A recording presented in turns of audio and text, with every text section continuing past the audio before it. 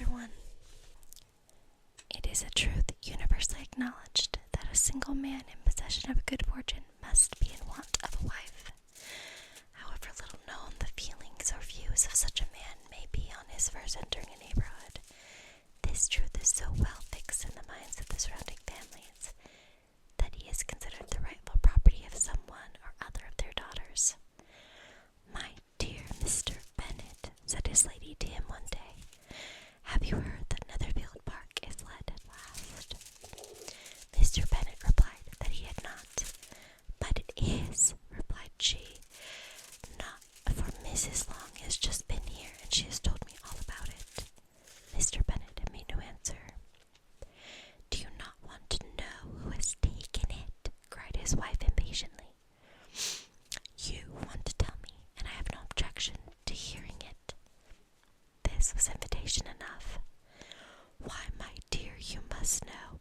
Mrs. Long says that Netherfield is taken by a young man of large fortune from the north of England, that he came down on Monday in a chaise and four to see the place, and was so much delighted with it that he agreed with Mr. Morris immediately that he is to take possession before Michaelmas, and some of his servants are to be in the house by the end of next week."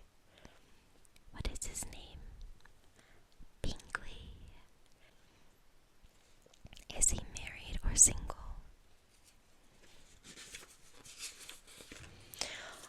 "Oh, single, my dear, to be sure. A single man of large fortune, 4,000 or 5,000 a year. What a fine thing for our girls." "How so? How can it affect them?"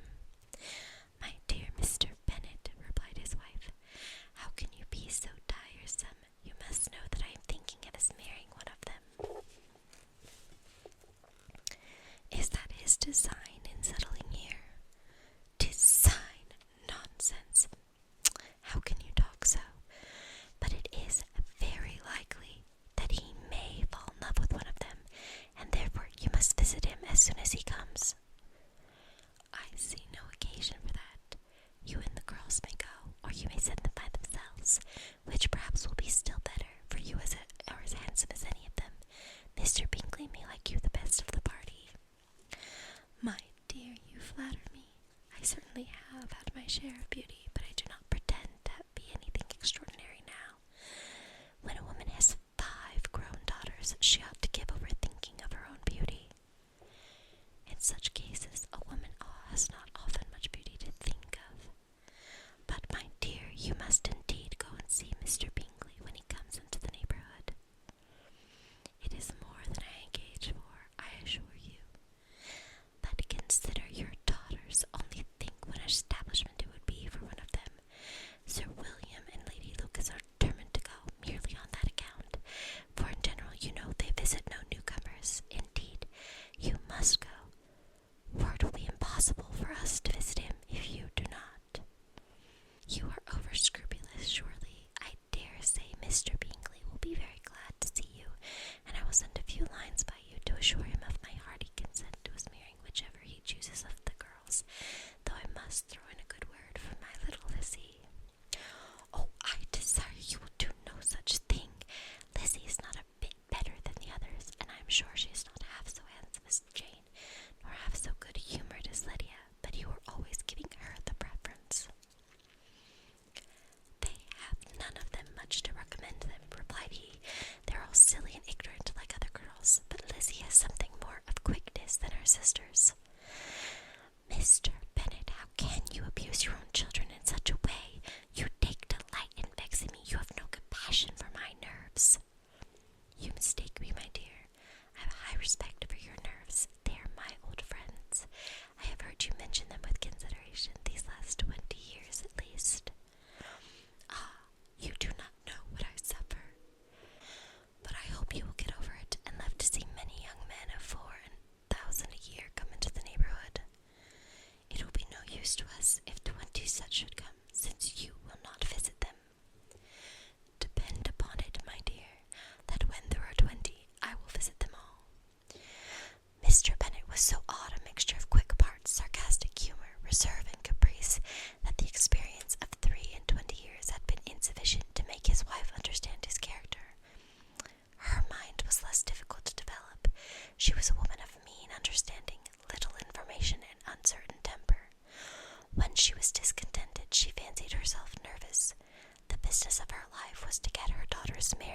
Bennet's solace was visiting and news.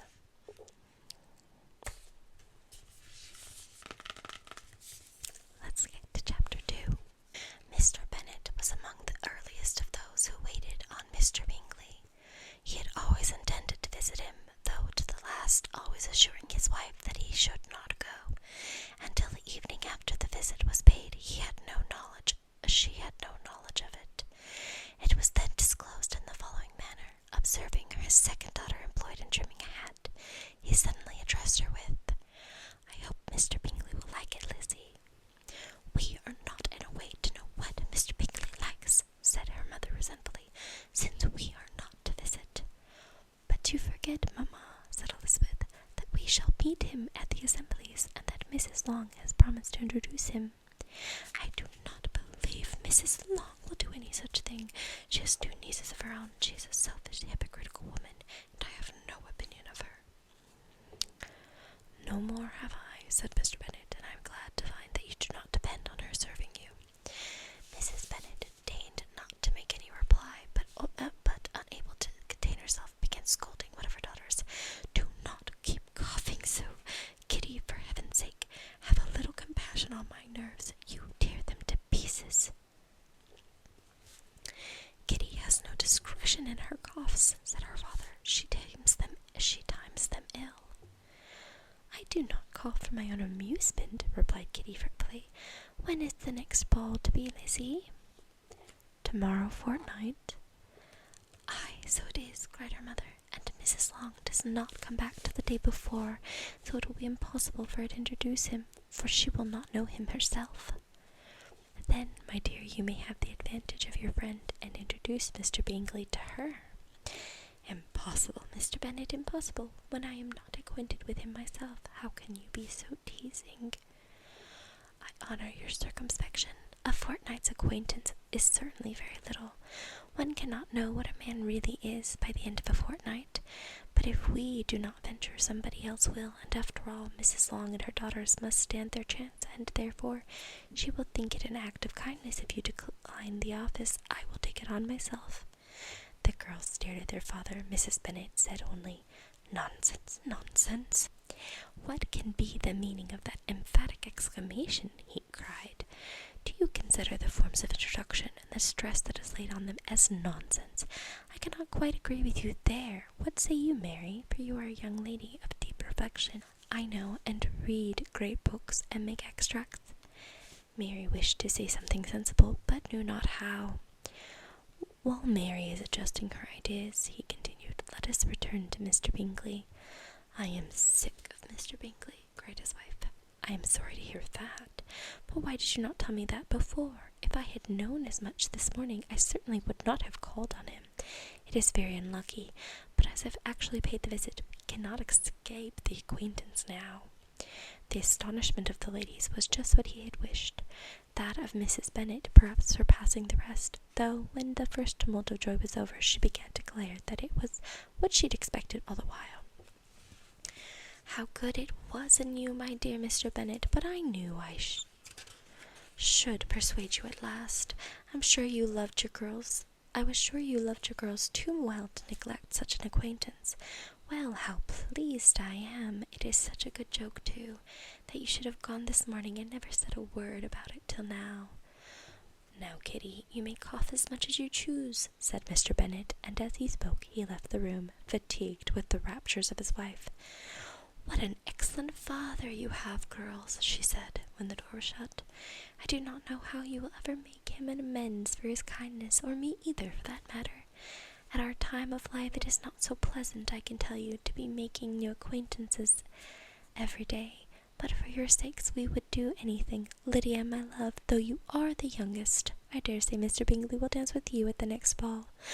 "Oh," said Lydia stoutly, "I am not afraid, for though I am the youngest, I'm the tallest."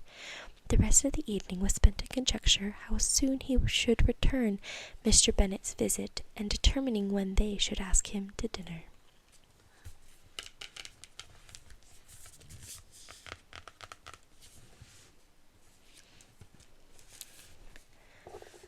Chapter 3.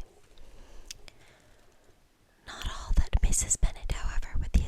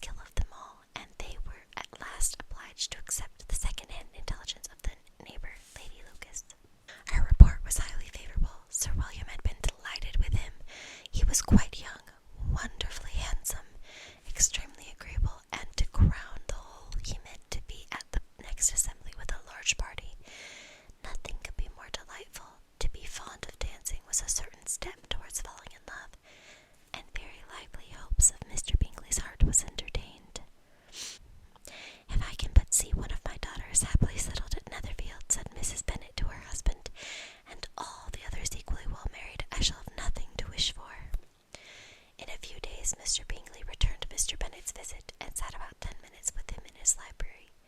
He had entertained hopes of being admitted to a sight of the young ladies of whose beauty he had heard so much, but he saw only the father. The ladies were somewhat more fortunate, for they had the advantage of ascertaining from an upper window that he wore a blue coat and rode a black horse. An invitation to dinner was soon afterwards dispatched, and already had Mrs. Bennet planned the courses that were to do credit to her housekeeping, when an answer arrived which deferred it all. Mr. Bingley was obliged to be in town the following day, and consequently unable to accept the honor of their invitation, etc. Mrs. Bennet was quite disconcerted. She could not imagine what business he could have in town so soon after his arrival in Hertfordshire, and she began to fear that he might be always flying about from one place to another, and never settled at Netherfield as he ought to be. Lady Lucas quieted her fears a little by starting the idea of his being gone to London only to get a large party for the ball, and a report soon followed that Mr. Bingley was to bring 12 ladies and 7 gentlemen with him to the assembly.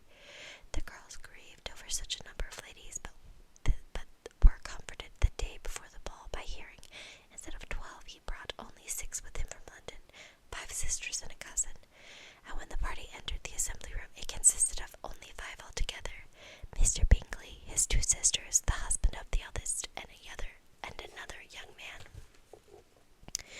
Mr. Bingley was good-looking and gentlemanlike. He had a pleasant countenance, and was easy, unaffected manners. His sisters were fine women with an air of decided fashion. His brother-in-law, Mr. Hurst, merely looked the gentleman, but his friend Mr. Darcy soon drew the attention of the room by his fine, tall person, handsome features, noble mien, and the report which was in general circulation within 5 minutes of his entrance, of his having 10,000 a year. The gentlemen pronounced him to be a fine figure of a man. The ladies declared he was much handsomer than Mr. Bingley, and he was looked at with great admiration for about half the evening, till his manners gave a disgust which turned the tide of his popularity, for he was discovered to be proud, to be above his company, and above being pleased, and not all his large estate. Derbyshire could then save him from having a most forbidding, disagreeable countenance, and being unworthy to be compared with his friend. Mr. Bingley had soon made himself acquainted with all the principal people in the room. He was lively and unreserved, danced every dance, was angry that the ball closed so early, and talked of giving one himself at Netherfield. Such amiable qualities must speak for themselves. What a contrast between him and his friend. Mr. Darcy danced only once with Mrs. Hurst and once with Miss Bingley, declining being introduced to any other lady, and spent the rest of the evening in walking about the room, speaking occasionally to one of his own party. His character was decided. He was the proudest, most disagreeable man in the world, and everybody hoped that he would never come there again. Amongst the most violent against him was Mrs. Bennet, whose dislike of his general behaviour was sharpened into particular resentment by his having slighted one of her daughters.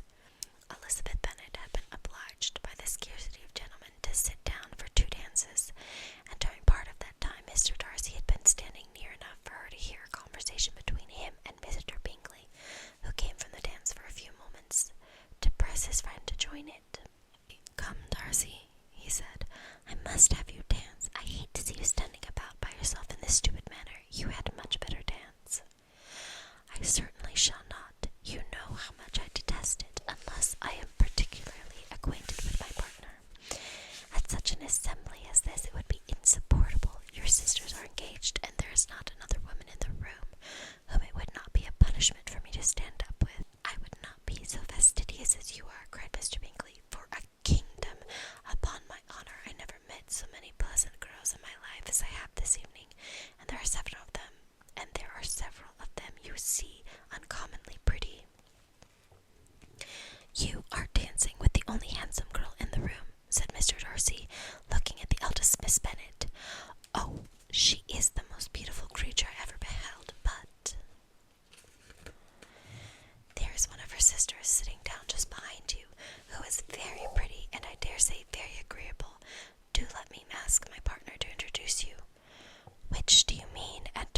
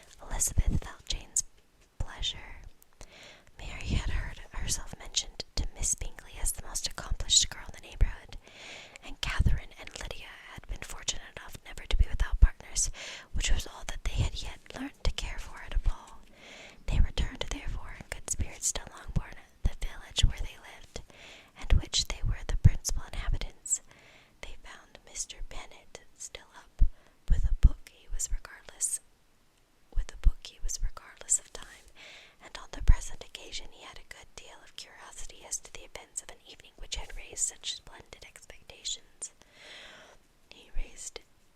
He had rather hoped that his wife's views on the stranger would be disappointed, but he soon found out that he had a very different story to hear.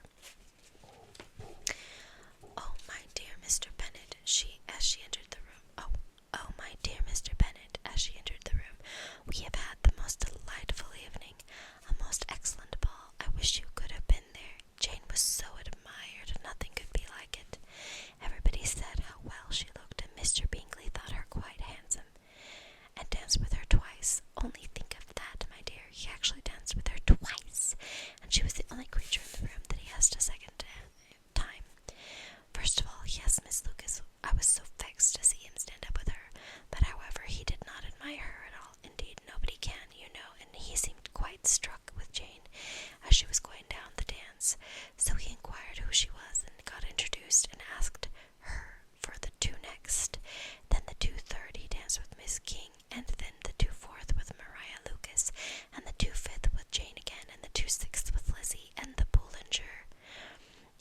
If he had any compassion for me, cried her husband impatiently, he would not have danced half so much. For God's sake, say no more of his partners. Oh, that he had sprained his ankle in the first dance. Oh, my dear, I am quite delighted with him. He is so excessively handsome, and his sisters are charming women. I never in my life saw anything more elegant than their dresses. I dare say the lace on Mrs. Hurst's gown." Here she was interrupted again. Mr. Bennet protested against any description of finery. She was therefore obliged to seek another branch of the subject, and related with much bitterness of spirit and some exaggeration the shocking rudeness of Mr. Darcy. "But I can assure you," she added, "that Lizzie does not lose much by not suiting his fancy, for he is a most disagreeable, horrid man, not at all worth pleasing, so high and so conceited that there was no enduring him. He walked here and he walked there, fancying himself so very great, not handsome enough to dance with. I wish you had been there, my dear, to have given him one of your sit-downs. I quite detest the man."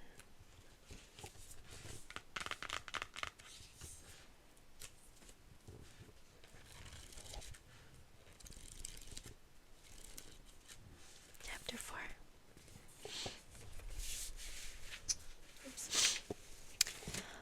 When Jane and Elizabeth were alone, the former, who had been cautious in her praise of Mr. Bingley before, expressed to her sister just how very much she admired him. "He is just what a young man ought to be," said she, "sensible, good-humoured, lively, and I never saw such happy manners, so much ease, with such perfect good breeding." "He is also handsome," replied Elizabeth, "which a young man ought likewise to be, if he possibly can. His character is thereby complete." "I was very much flattered by his asking me to dance a second time. I did not expect such a compliment." "Did you not? I did for you. But that is one great difference between us. Compliments always take you by surprise, and me never. What could be more natural than his asking you again? He could not help seeing you were about 5 times as pretty as every other woman in the room. No thanks to his gallantry for that. Well, he certainly is very agreeable, and I give you leave to like him. You have liked many a stupider person." "Dear Lizzie, oh, you are a great deal too apt, you know, to like people in general. You never see a fault in anybody, and all the world are good and agreeable in your eyes. I never heard you speak ill of a human being in my life." "I would not wish to be hasty in censuring anyone, but I always speak what I think."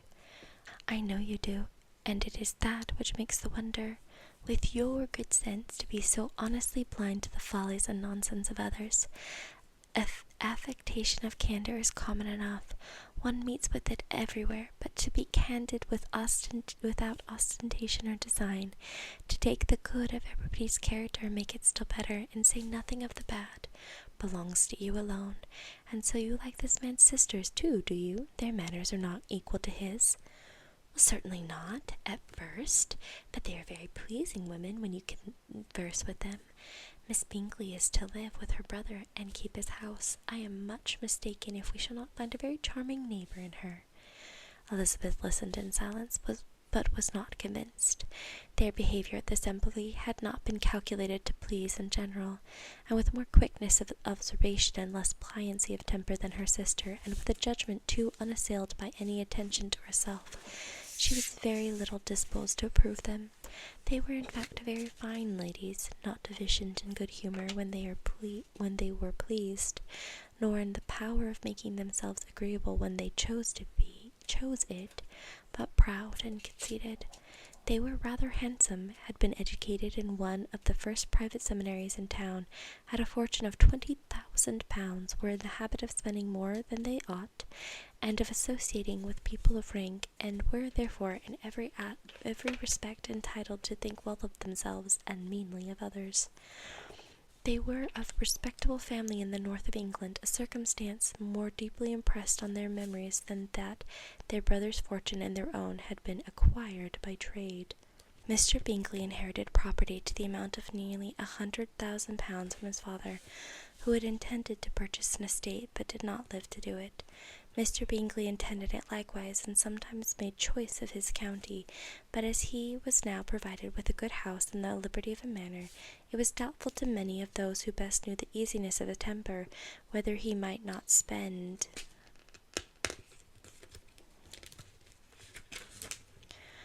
the remainder of his days at Netherfield, and leave the next generation to purchase. His sisters were anxious for his having an estate of his own, but though he was now only established as a tenant, Miss Bingley was by no means unwilling to preside at his table, nor was Mrs. Hurst, who had married a man of more fashion than fortune, less disposed to consider his house as her home when it suited her. Mr. Bingley had not been of age 2 years when he was tempted by an accidental recommendation to look at Netherfield House. He did look at it,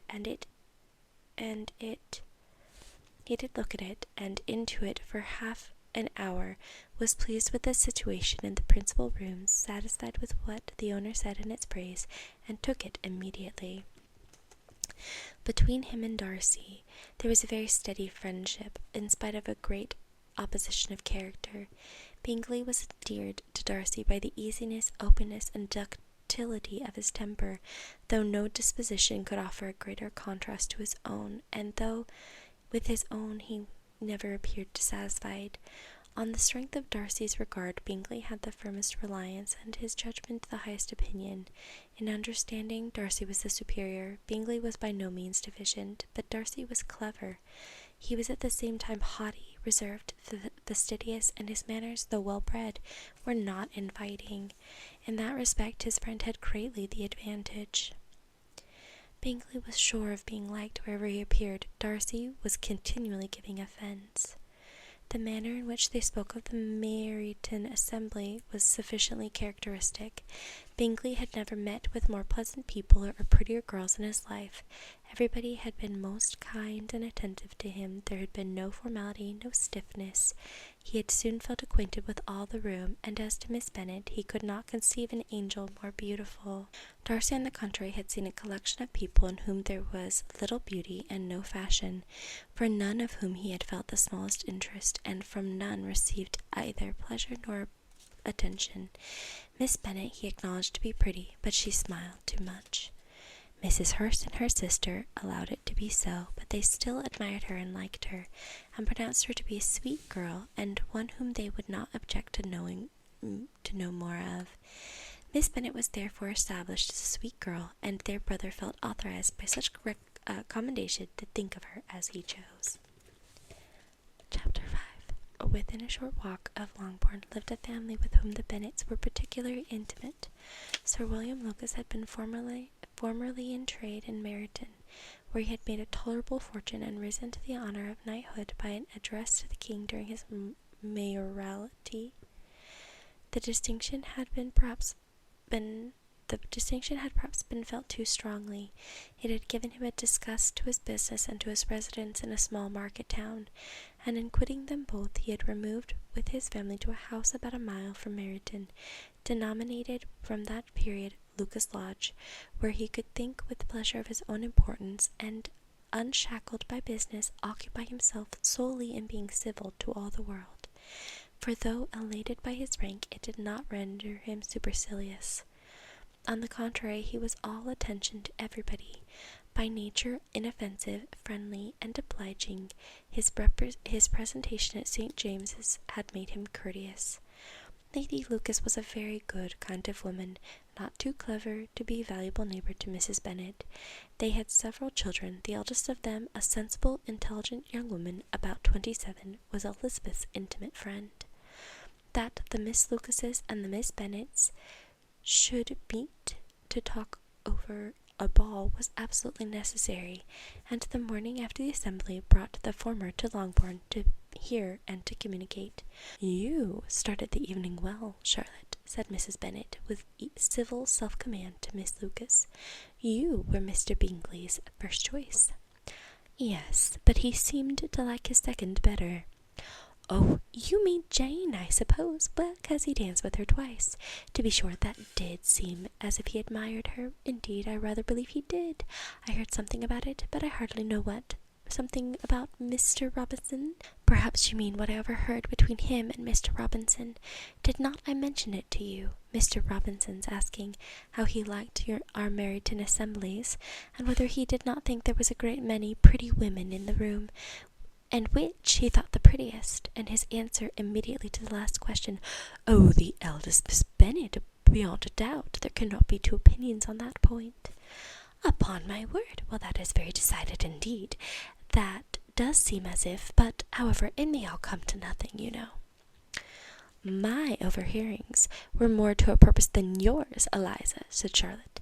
"Mr. Darcy is not so well worth listening to as his friend, is he? Poor Eliza, to be only just tolerable. I beg you would not put it into Lizzie's head to be vexed by his ill treatment, for he is such a disagreeable man that it would be quite a misfortune to be liked by him. Mrs. Long told me last night that he sat close to her for half an hour without once opening his lips." Are you quite sure, ma'am? Is there not a little mistake?" said Jane. "I certainly saw Mr. Darcy speaking to her." "Aye, because she asked him at last how he liked Netherfield, and he could not help answering her, but she said he seemed quite angry at being spoken to." "Miss Bingley told me," said Jane, "that he never speaks much unless among his intimate acquaintances. With them he is remarkably agreeable." "I do not believe a word of it, my dear. If he had been so very agreeable, he would have talked to Mrs. Long, but I can guess how it was. Everybody says that he is eat up with pride, and I dare say he heard somewhere that Mrs. Long does not keep a carriage, and he had come to the ball in a hack chaise." "I do not mind his not talking to Mrs. Long," said Miss Charlotte Lucas, "but I wish he had danced with Eliza." "Another time, Lizzie," said her mother, "I would not dance with him if I were you." "I believe, ma'am, I may safely promise you never to dance with him. His pride," said Miss Lucas, "does not offend me so much as pride often does, because there is an excuse for it. One cannot wonder that so very fine a young man, with a family, fortune, everything in his favour, should think highly of himself, if I may so express it. He has a right to be proud." "That is very true," replied Elizabeth, "and I could easily forgive his pride if he had not mortified mine." "Pride," observed Mary, who piqued herself upon the solidity of her reflections, "is a very common failing, I believe. By all that I have ever read, I am convinced that it is very common indeed, that human nature is particularly prone to it, and that there are very few of us who do not cherish a feeling of self-complacency on the score of some quality or other, real or imaginary. Vanity and pride are different things, though the words are often used synonymously. A person may be proud without being vain. Pride relates more to our opinion of ourselves, vanity to what we would have others think of us." If I were as rich as Mr. Darcy," cried a young Lucas, who came with his sisters, "I should not care how proud I was. I would keep a pack of foxhounds and drink a bottle of wine a day." "Then you would drink a great deal more than you ought," said Mrs. Bennet, "and if I were to see you at it, I should take away your bottle directly." The boy protested that she should not, and she continued to declare that she would, and the argument ended only with the visit. That's it for Chapter 5 of Pride and Prejudice. We will continue Chapter 6 in our next video. In the meantime, I hope you rest well and you wake refreshed in the morning. Like this video and subscribe to the channel so you don't miss chapter 6.